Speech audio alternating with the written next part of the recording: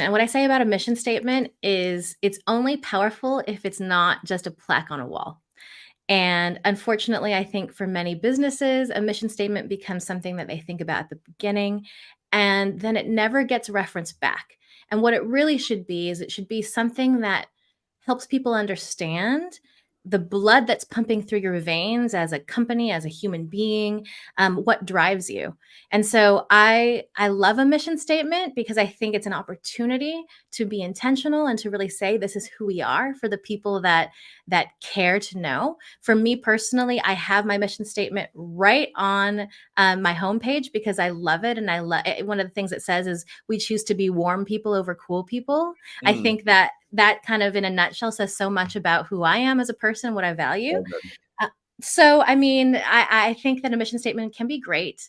I also think when you're going through a branding exercise, doing things like this, writing a mission statement, figuring all this stuff out, even if it's spending hours tweaking your logo, at best, what you're hoping for is that you're actually going to learn about yourself. You're going to say, Mm. oh my gosh, these are my values. And Mm. actually, I value this over this. And that's Mhm. really good for me to know. So it's also so worthwhile to do something like this because you learn more about yourself in the process, which is such a gift. If you're working on branding and then your next step is you're working on how do you get the word out there, you need a lot less online presence than you think you do.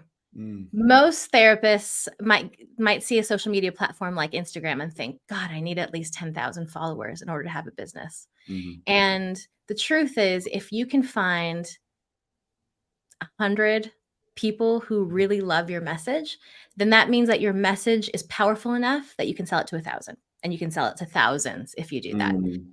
And so I would encourage people before they think kind of how can I get the word out to the masses, to really narrow down on that one person or that 5 people that are going to be the heart and soul of who you're speaking to. And in the branding world, we call that person the ideal client avatar. ICA is what you might hear people say. And the ideal client avatar is essentially let's call it like a caricature, a simplified version of your ideal client, the person you really, really want to work with the most. So, as therapists, when you think like in my dream world, who is the type of person that I want to work with?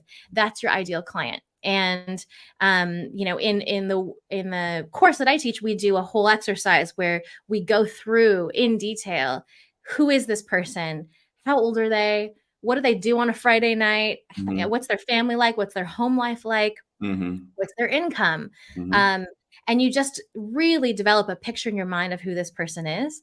And that's where the power is, because when you are so specified into one person, then they can trust you. So, if you came across a therapist that said, I work with 30-something-year-old men who are hosts and live in California and used to be used to have expertise in dog training or yada, yada, yada, you would be like, oh, wow, this Yep. person's for me. Yeah. Right. Ding ding. And maybe you're going to see a therapist website like that. I don't know. But I think the point is, as a therapist, who is your ICA? If that's hard for you to identify, then the good news is this is your opportunity to sit here and try to really figure it out. And you can have a couple of ICAs for sure, but you don't want to have 7, Yeah. right? You can't really strongly serve 7 completely different types of people.